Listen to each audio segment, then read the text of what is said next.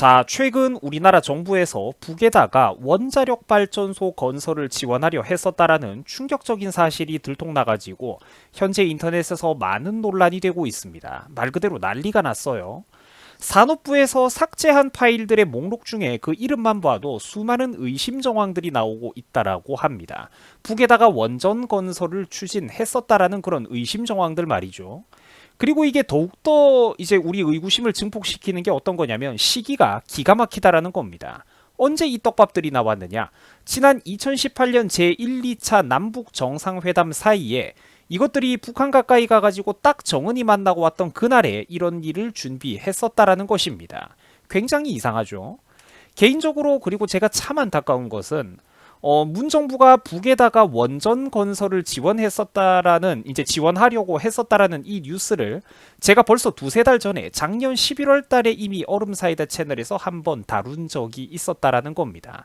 당시로서는 유튜버님들 중에서 제가 굉장히 빨리 다룬 편이었죠. 저때 당시 참 아쉽게도 조회수 3만 정도로 그다지 큰 주목을 받지 못해가지고 참 안타까웠는데, 그러니까 돈이 문제가 아니라 이거를 더 크게 공론화시키지 못했다라는 책임감이 제 가슴 한켠을 매번 무겁게 짓누르고 있었습니다. 그러나 최근에라도 다시 한번 공중파 언론들도 타고 기자님들도 이거를 좀 많이 퍼뜨려주고 하다 보니까 이게 크게 공론화가 되고 있는 걸 보니까 제가 우리나라를 위해서는 참 이제라도 정말 잘된 일이다, 어떤 그런 또 다행이라는 마음이 듭니다. 자, 그래서 어쨌든 사담이었고요. 다시 본론으로 돌아가겠습니다. 최근 문정부에서는 북에다가 원전 건설을 지원하려고 했다가 이 사실이 딱 하고 최근에 들통나 버렸습니다. 북에다가 원전 건설을 하려고 했다가 들통난 거죠. 자, 아니 한국에서는 환경 파괴니 어쩌니 하면서 탈원전을 하겠다는 사람들이 막상 자기들 마음속의 고향인 북쪽 나라에는 원전을 지워주겠다라고 하고 있으니까 이 이중성이 현재 사람들 사이에서 많은 논란이 될 수밖에 없다라는 거죠.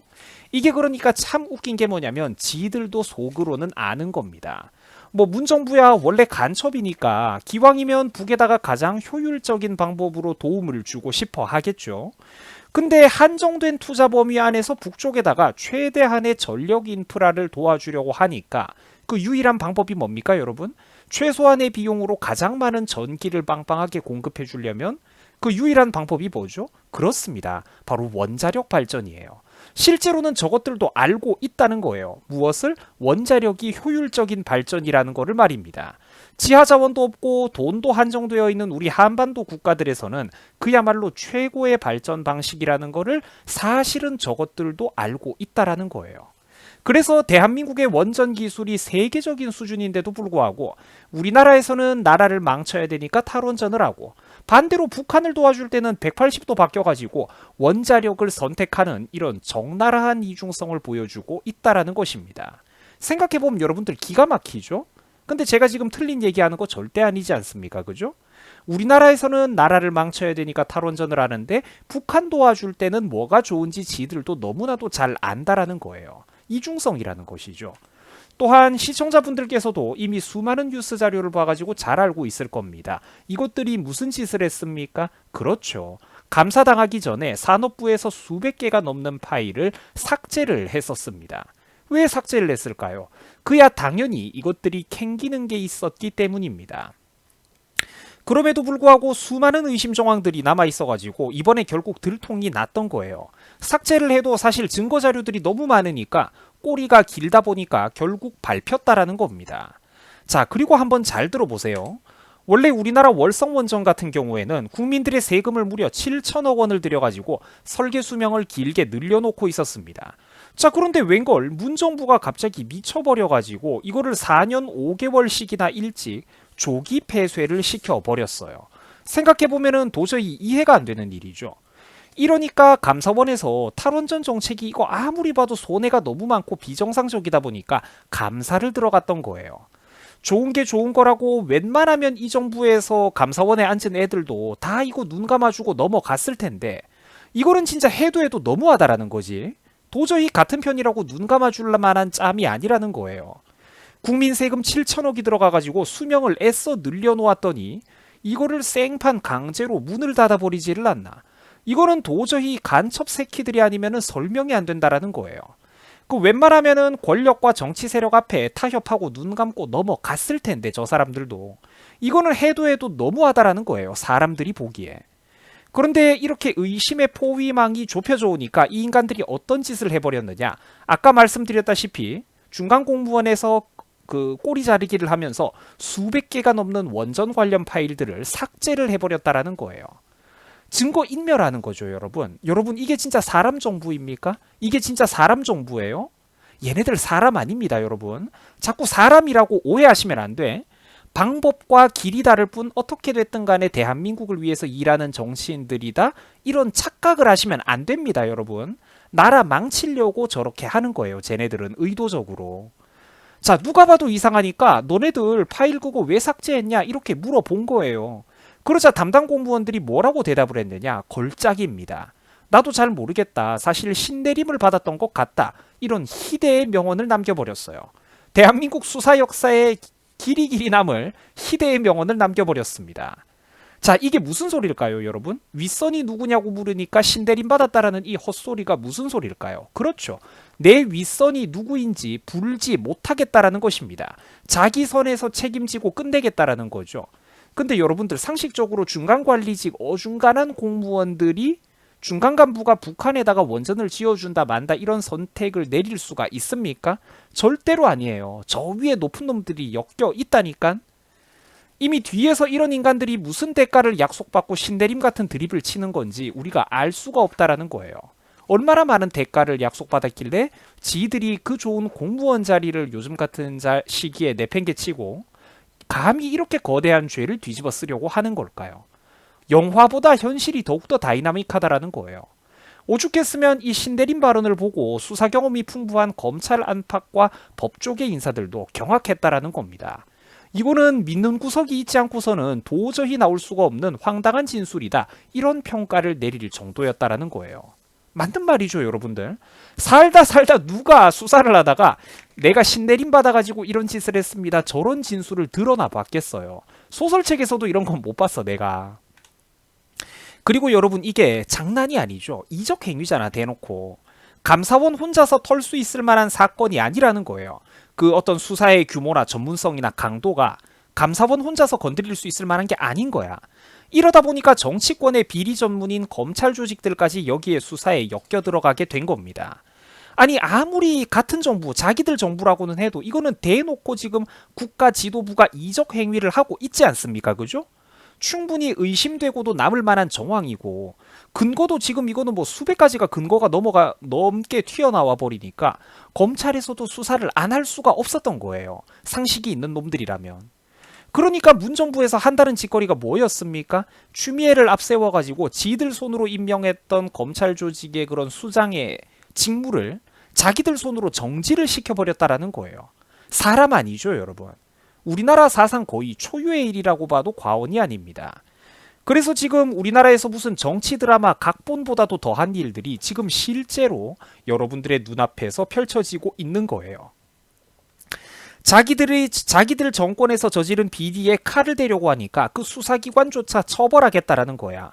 지들 손으로 만들어놨던 검찰 조직도 수백 명이 넘는 간부, 중간 간부들을 바꿔버리고 스스로 잡아 죽이고 무너뜨리고 있다라는 거예요. 자기들이 임명했지 이거 뭐 내가 임명했습니까?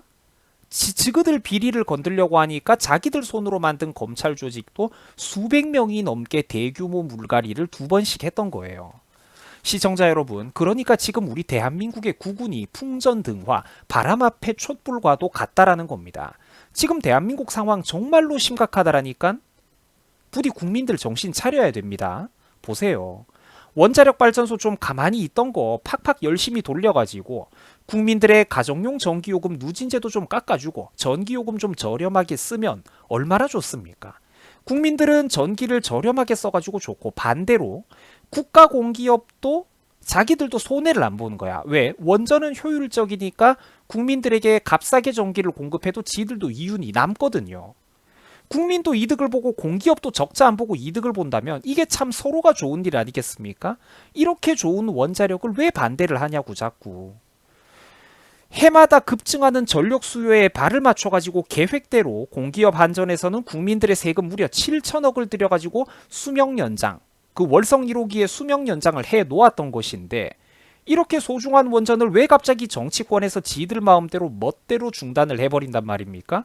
그럼 7천억 원은 하늘로 공중분해가 된 거죠. 경제성이 없다는 식으로 지들 멋대로 보고서를 위조하고 폐쇄를 결정하고 이게 진짜 사람이냐라는 겁니다. 그뿐입니까? 사람들이 아무리 봐도 이거 좀 이상하다고 도대체 왜 정부가 이런 짓을 하는 건지 이해가 안 된다라고 의구심을 품으니까 탈원전 정책에 반대 목소리를 내는 그런 시민단체들, 사람들을 뒤에서 감찰하고 검열까지 했었다라는 거예요. 야, 여러분 보세요. 이게 공산 독재 국가지 어떻게 이게 자유민주주의 국가입니까? 이게 어떻게 자유국가예요? 정부 하는 짓에 반대 목소리 낸다고 그런 사람들을 시민단체들을 뒷조사하고 동향을 파악하고 감찰하고 이게 독재 국가지 어떻게 자유주의 국가입니까? 보세요. 탈원전에 반대하는 그런 집단들 중에 원전 수출 국민행동이라는 분들이 있어요. 이 시민단체인데 그러니까 원자력 이름만 봐도 우리가 느낌이 오죠. 원자력 발전을 이렇게 열심히 수출을 해가지고 대한민국이 돈을 많이 벌어오자 국익에 도움이 되도록 하자 이런 분들이다 보니까 당연히 대한민국에 득이 되는 행동을 하니까 문정부에서는 싫어하겠죠. 그러니까 이 사람들의 동향을 정부가 파악하는 보고서가 여러 개 만들어지고 광화문 행사에 신청서까지 수집을 했더라라는 겁니다. 보세요. 이분들은 경찰이랑 서울시에만 어떤 행사를 앞두고 제출을 했었는데 문제는 희한하게 이게 산업부까지 들어가 있더라라는 거예요. 보고서가. 이게 뭘 뜻하는 겁니까? 감찰하고 나서 보고 자료도 만들어갖고 지들끼리 돌려봤다라는 거예요. 자료를 공유하고 있다라는 거지. 쉽게 말해가지고 경찰도 서울시도 산업부도 모두가 한 패거리라는 뜻입니다. 이러니까 경찰들한테 수사권을 다 줘야 된다. 수사권을 강화하자, 독립시키자 이런 소리를 민주당과 문정부가 하는 거예요. 안타깝지만 이거를 권한을 확대해주면 안 되겠죠, 여러분. 뭐 여러분들의 삼촌이 아버지가 경찰이라고 하는 그거랑은 전혀 다른 문제예요. 이거는 그 문정부에서 경찰의 어떤 수사권을 강화시켜 주려는 이유가 뭐냐면은 경찰은 정치권에서 통제하기도 쉽고 어떤 사건을 무마하거나 덮어버리기도 쉽기 때문입니다. 경찰은 가슴 아프지만 그 조직의 특성상 밑에서 아무리 열심히 하고 정직한 분들이 있을지 몰라도 윗대가리들은 정권에 충직한 개가 될 수밖에 없는 거예요.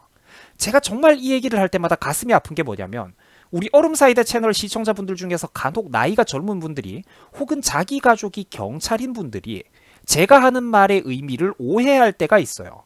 아니 우리 가족도 경찰인데 너 왜 맨날 이렇게 비판만 하냐 이런 분들이 있는데 그거 정말 여러분들이 제가 섭섭하고 잘못 생각하고 계시는 겁니다. 저는 손가락이 아니라 지금 달을 가리키고 정말로 큰 그림을 바라보면서 비판을 하는 거예요. 나와 여러분들 모두의 어떤 미래와 자유를 지키기 위해서 어떤 시스템적인 거시적인 얘기를 한다라는 거예요. 경찰 집단이라는 곳은 그 조직의 특성상 여러분 지역 유지들과 유착하기가 쉬울 수밖에 없습니다. 지금도 이미 수많은 부정비리들이 나오고 있고요. 지역 유지들이랑 결탁되어 있는 그런 사례들이. 지역 유지들과 유착하기가 쉽고 상부 지휘부가 특히 정치권에 충실한 협조자가 될 수밖에 없습니다. 인구가 엄청나게 많죠. 대한민국에서 군대 다음으로 거대한 조직이 경찰이에요. 조직 규모가 비대하고 지역사회 곳곳에 스며들어가 있습니다. 그러면서도 지도부는 이렇게 군대식 문화로 조직 전체가 돌아가는데 행정부 정치권의 직할 통치를 받아요. 지도부가. 그리고 또 이 경찰 간부들은 옷을 벗고 나오면은 변호사 생활을 뛰면 되는 검사들하고는 다르게 경찰 조직은 옷을 벗고 나오면은 퇴임한 후에 갈 데가 없습니다. 그래가지고 정치권에 휘둘릴 수밖에 없는 거예요. 옷 벗고 나가면은 뒤가 없거든.